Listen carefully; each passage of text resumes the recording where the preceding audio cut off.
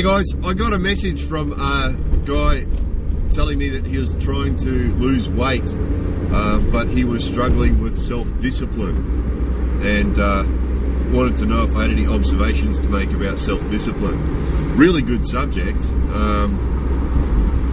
Really good subject. I mean, self-discipline must be something that pretty hard to achieve anything worthwhile in our lives without self-discipline, I think.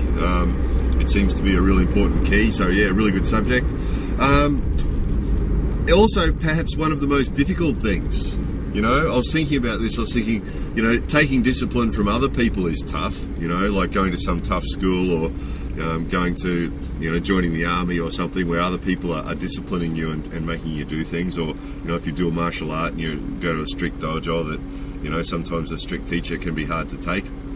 But self-discipline's even tougher, because usually if self-discipline is required, I think usually it's because it's usually because we have an option. It's usually because we have a soft option and the correct option. So usually it means that we have to do something. We have two choices. We can do this or this, and this thing is the easier thing to do, this thing is the better thing to do. So maybe it's a positive thing. So for example, okay, I've just finished work, I can go home and lie on the couch and watch TV, or I can go to the dojo, or I can go to the gym and exercise, or, you know, go to my sports group and train, or I can, you know, go and do that thing that I'm supposed to do.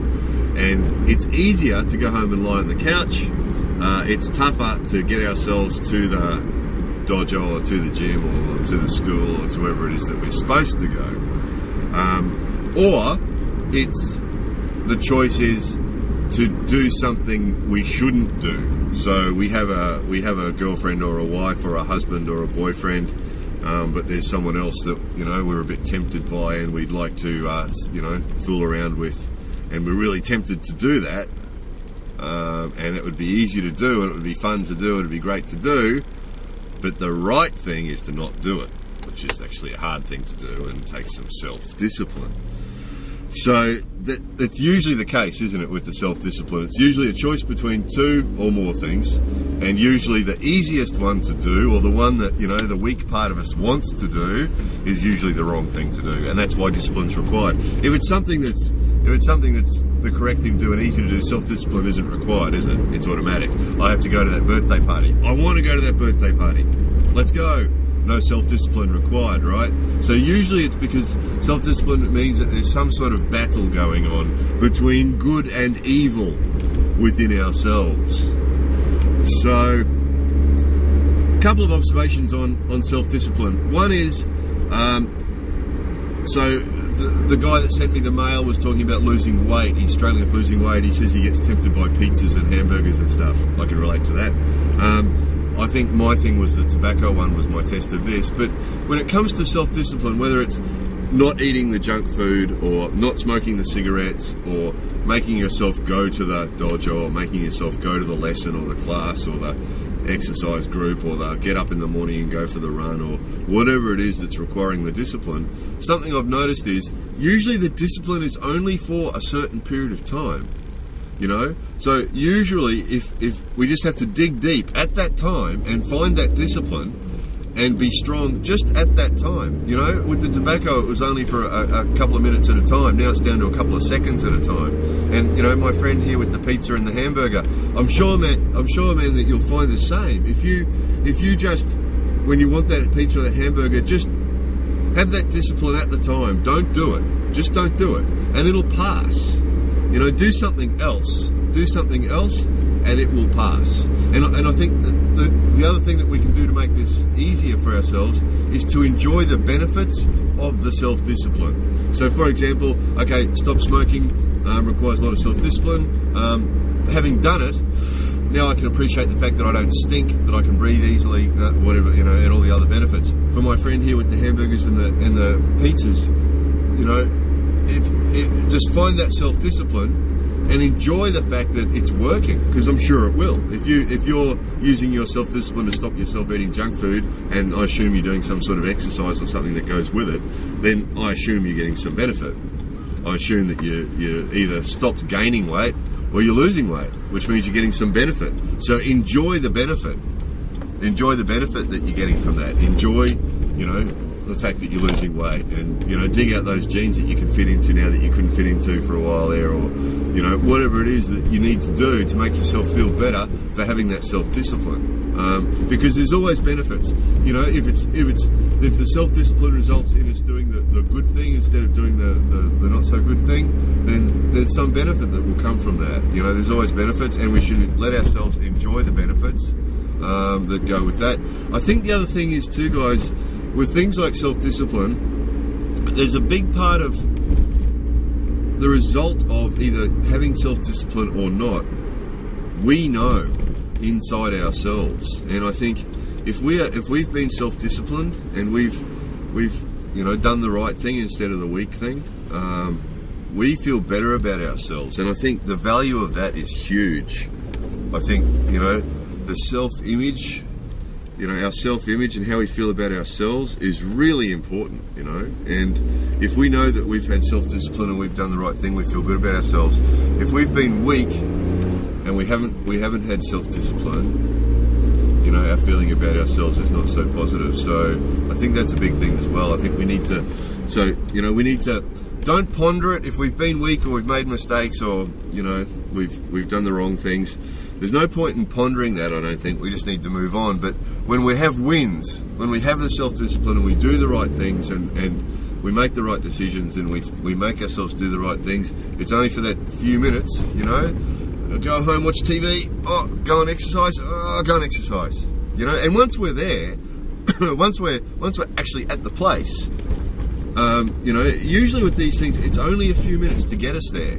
It's only a few minutes. I know with the dojos, sometimes a tough one if you're tired after a big day and you've been doing lots of things, then you've got to go to the dojo. Sometimes you don't want to, because it's going to be tough when you get there and you're a bit low on energy already.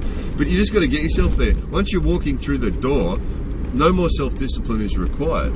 The only self-discipline that was required was to get yourself through the door. And most gyms, classes, lessons, starting some new thing, starting some new project, enrolling in some course, most of these things that require, some self-discipline to get us rolling on them, once you actually started rolling, usually the self-discipline is not required anymore. Once you get through the door of the gym or through the you've enrolled yourself in the course or you've done whatever it is, the self-discipline is not required anymore. The giving up smoking is another one. A bit of self-discipline was required for a few weeks there, got less and less and less and less, and now it's almost zero.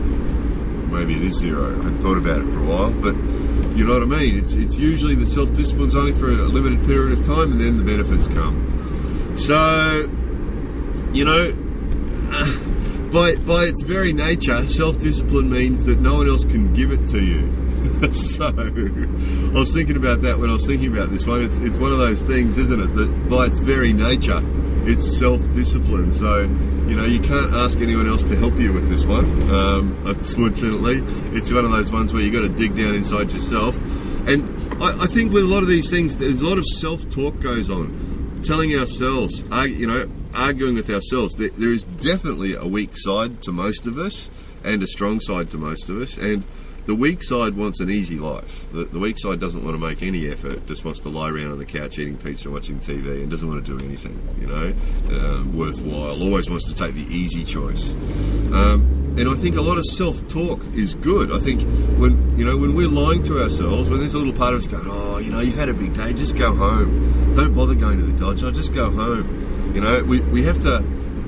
We have to catch ourselves when we do that, because it's very easy to lie to ourselves. Oh, look, I'll just eat this one pizza, and then tomorrow, I'll do something else, and it's just this one pizza because I've been pretty good. And when we find ourselves lying to ourselves or trying to trick ourselves into doing the wrong thing, I'll just fool around with this boy or this girl, and maybe my girlfriend will never know, maybe my wife will never know.